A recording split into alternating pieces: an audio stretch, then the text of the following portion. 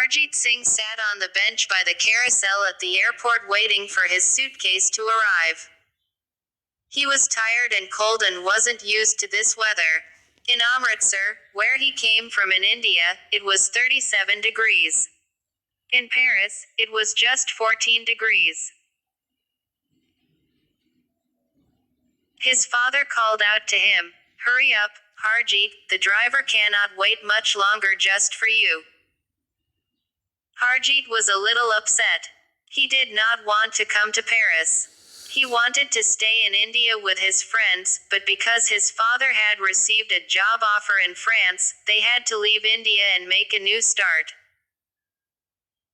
Still waiting by the carousel for his luggage, Harjit suddenly felt like he was being stared at. He looked around and saw a boy who must have been 10 years old, the same age as Harjit. The boy was staring at his turban, which upset him and made him feel self-conscious. Angrily, Harjit stepped up onto the carousel and saw a bag that looked similar to his own. He snatched the bag even though he wasn't entirely sure it was his. All he knew was that he wanted to get out of the airport and away from inquisitive eyes.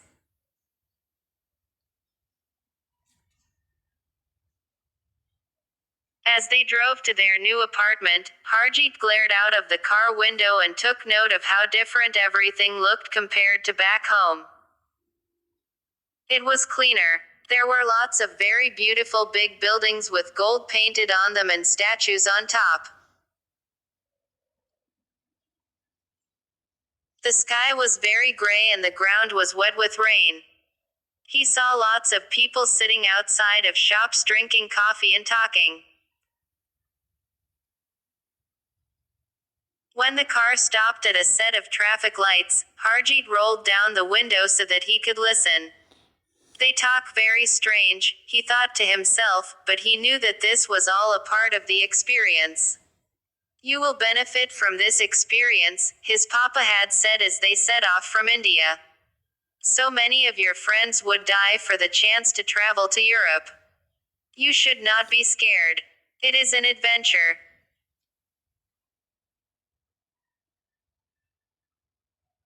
As the car rolled on, Harjit realized that there was a strange sort of silence on the roads.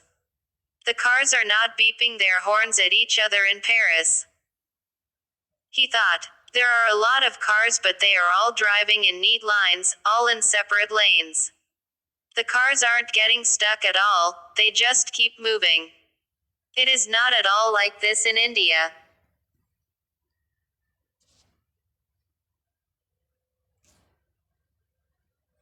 They continued to drive through the city and soon they passed a strange, imposing metal building where lots of people were standing and taking photographs.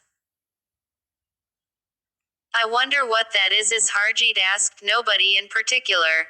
Maybe it is something like the Golden Temple or Taj Mahal where people from all around the world come to take pictures.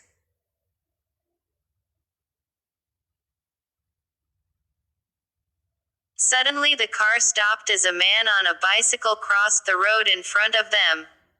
The man waved to say thank you and the young boy had to laugh to himself. This is a very strange country, he thought, where cars stop for people to cross the roads. The family soon arrived at their new apartment and Harjit's father told him that he must go to bed very soon as it was already late and he must enroll at school the next day. Harjit sulked off into his new room and closed the door behind him. But as soon as he was inside, the young boy was once again amazed at his new surroundings. The room was extremely large with huge windows all along one wall.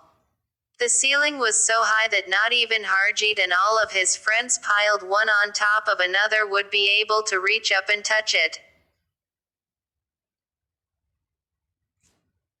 This thought also saddened the young boy because it made him miss his grandparents and his friends.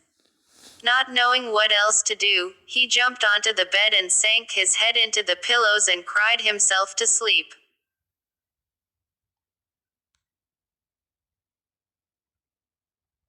The following morning, just before dawn had fully broken, Harjeet awoke and realized that it was not a bad dream at all. He really was in Paris.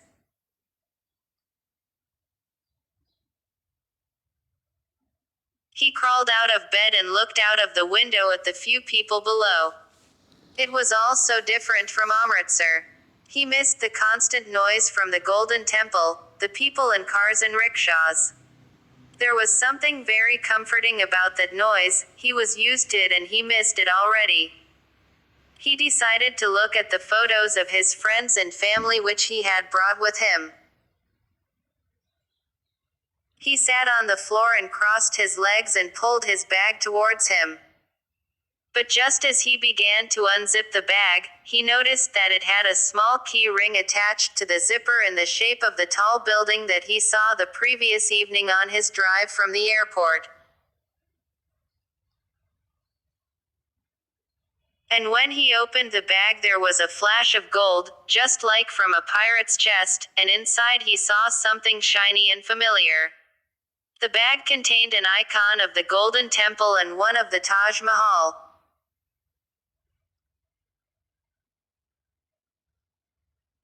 There were other objects from India, too, which made him feel even more homesick. He lifted the icons from the case and kissed each in turn before returning them safely to their home. He was thrilled to see such familiar objects from his beloved India, but he was also scared. This is not my bag. How am I going to tell Papa that I took the wrong bag from the airport? Suddenly a voice called out from the hallway. It was Harjeet's papa. Harjeet, wake up, my son, it is time to get ready for school. I hope you are excited about making new friends, learning a new language and trying new food. There is so much for you to experience. Harjeet's father appeared in the doorway with a big smile on his face. Do you remember how we talked about this? He asked his son. This is a very exciting day for you. Harjeet looked up at his father with sad eyes. But, Papa, yesterday the boy at the airport was staring at my turban. What if I have to cut my hair? People here don't smile very much and everyone talks, but I don't understand what they are saying. They do not even speak very much English, which I might understand better because I learned that at school. I just want to go home. I don't even have my own clothes because I took the wrong bag from the airport. With this last confession, Harjeet ran towards his father and began to cry in his arms. Don't worry, son. You wait and see, today you will be fine. You must be brave and have confidence and believe in yourself. Now you get dressed and come and have some breakfast with your mother and I shall ring the airport and we shall soon have your bag, too, you will see.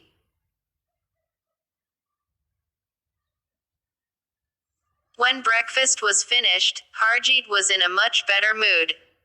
He kissed his mother and dashed out of the door and into the car so that his father could drive him to school. When they finally arrived, Harjeet noticed lots of children standing outside of the school gates. They were all dressed in smart uniform, all spoke French, and not one of them was wearing a turban.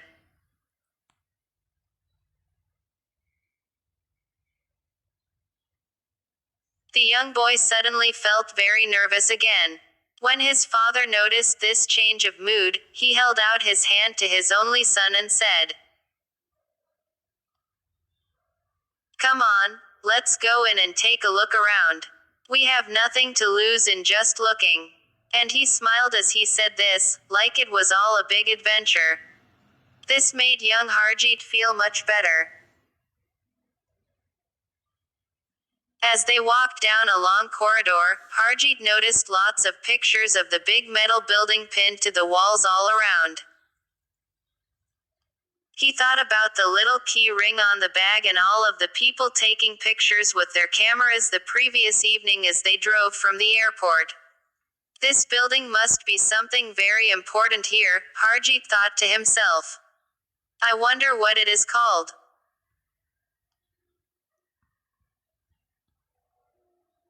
Whilst they were sitting in a large reception room waiting for the headmaster to come out and see them, Harjeet noticed a boy sobbing all alone in the corridor. That is the same boy that I saw at the airport yesterday, thought Harjeet, barely able to contain his surprise. That is the boy who was staring at my turban. Harjeet pulled on his father's sleeve. Papa, look, look. That is the boy, the one who was staring at me yesterday.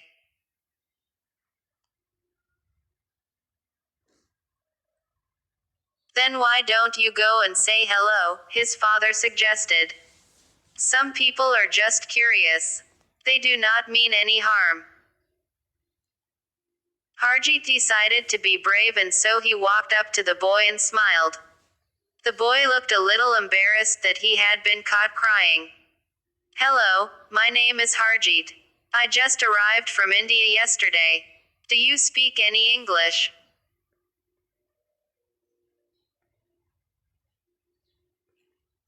The boy hesitated for just a moment and then he said, I do speak a little English. I am Pierre. Why are you sad, Pierre? Harjeet asked.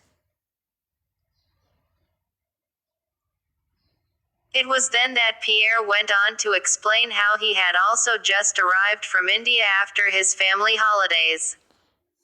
I am supposed to give a presentation to my class tomorrow so that I can tell everybody about what I saw in India and show them all of the things I collected along the way, but I lost my bag at the airport and now I don't know what to do. I don't believe it, exclaimed Harjeet. I think that I have your bag at home. I took it from the carousel by mistake. You are the boy from the carousel. That's me, said Harjeet, pointing both his thumbs at his chest with a smile. Using their broken English as best they could, the two boys managed to have quite a conversation, and after a while they both cheered up considerably. Pierre was very relieved to have found his missing bag, and Harjeet dashed over to his father to tell him everything. That day, Pierre made sure that Harjeet knew all about what to expect from his new school, and he introduced him to lots of new friends. During lunch break, Harjeet asked about the imposing metal building he had seen the previous evening and in all of the pictures at school. That is the Eiffel Tower, Pierre said, barely disguising the pride in his voice. It was originally built for a world exhibition to celebrate the French Revolution, but these days it is an amazing tourist attraction, and my mama says that it is one of the most romantic settings in the world. People come from all over. At the end of the day, Harjeet arrived home to tell his parents of his wonderful experience and all the things he had learned and shared. Papa, I didn't think that anyone would be interested in what I have to say or where I come from, but I was wrong and you were right. It is an adventure.